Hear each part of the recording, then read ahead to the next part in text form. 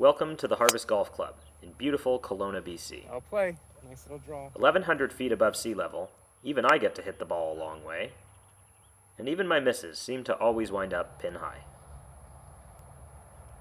We have a putt from off the green here, so this will be an up and down for par on 1.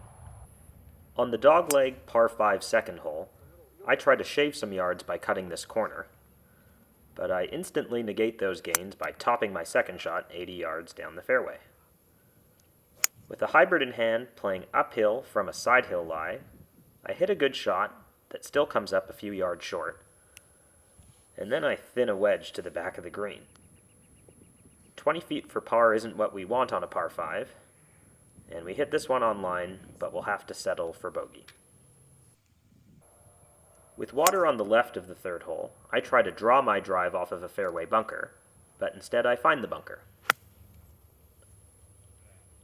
This shot was at the flagstick, but winds up releasing through the back of the green.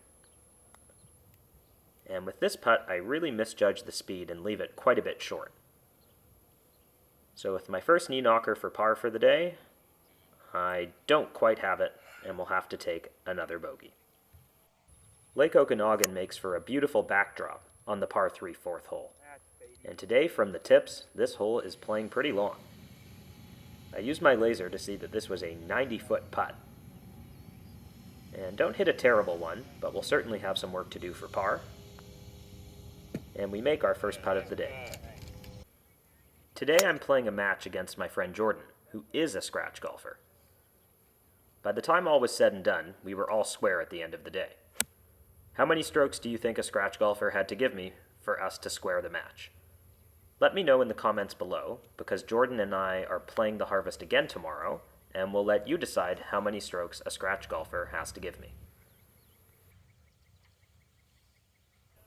Another long par 3, this one playing uphill. I club up, hoping to avoid the bunker. I find the bunker and hit my worst shot of the day. This isn't a spot you're going to make a lot of up and downs from, and my goal was just to get it inside 10 feet. Instead, I wind up with about 15 feet, and give this one a good run, but it's no good, and we'll have to take a double bogey. On the dogleg par 4 seventh, I hit the classic good shot wrong way, and really lengthen the hole. With an uphill approach, Jordan tells me to grab an extra club to make sure I get to the back of this 3-tiered green. I end up above the hole. You have no idea how good that is. And now I'll wind up below the hole. With this slider for par, we don't quite read it properly, and we'll take a bogey on stroke hole 1. You can hit this drive anywhere, so I do. With 95 in, it's just a simple flip wedge. I thought this would also be all over the flagstick, but it ends up rolling past the pin, so I'll have a tricky downhiller for birdie. Thought I had it read perfectly, but it straightens out at the last second, and we'll take a par. The water shouldn't be in play on the 9th tee, but golf finds a way. Playing my third shot from a ways out, I hit a very good 4-wood here, and leave myself about 70 yards in to a green light flag if there ever was one. I hit a good shot and leave it below the hole, so I'll have a good look at par to close the 9, but once again can't find a par putt. Closing the front 9 6 over, we're going to need a good back 9 to break 80. Another good shot, wrong way.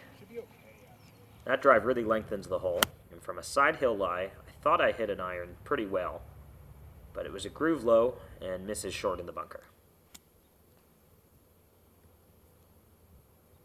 This is a good shot, and once again we'll have a very makeable par putt, and once again they are just not dropping today. A short iron in hand on a par 3 feels like a relief after the front 9. Not enough. And even though we don't get all of this one, we'll wind up in a decent spot below the hole. And this is a putt I should be aggressive with, but really leave it too short. But we'll make another knee knocker and take par.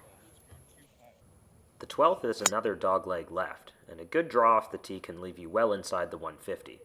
But my drive pushes and never really comes back. thought this iron shot was good, but it hits a false front and rolls back.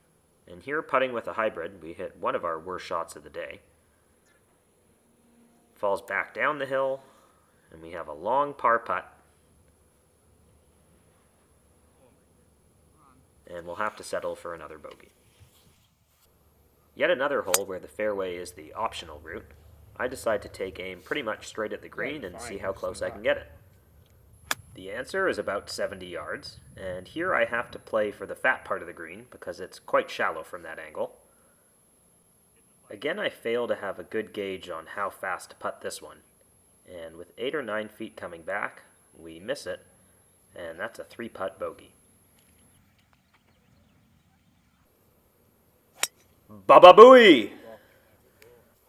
I'm thrilled to only have 207 yards in here, but Jordan gets to his ball and has 147 in.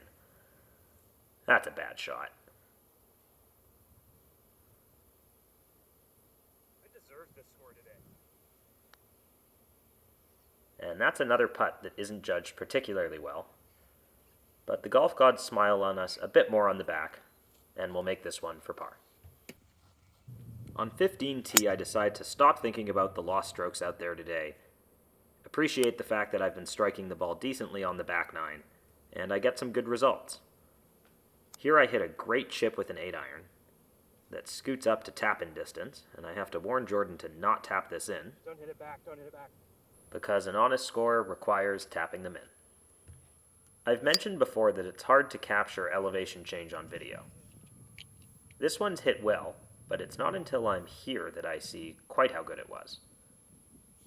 And we give the birdie putt a good run, and we'll have to settle for par. With one more opportunity to feel like a superhero, I hit a pretty good drive here on 17, and I'm happy to be inside 200 for my approach. I hit another hybrid on the screws, but again at the wrong time, and this one winds up through the green and in the bunker. That's a good shot, and reflecting back, I can't be too upset with the golf gods today, because I make another comebacker for par. Thanks. I peek at the scorecard again before teeing off on 18 and realize that an eagle is necessary here to break 80, so let's do it. A good drive, a scuzzy 4-wood that at least gets to the green, and we need this to go. Not today. We won't break 80, but I do make the birdie putt here for my first bird of the day to shoot 80 on the nose, Yeah, with the back nine far better than the front.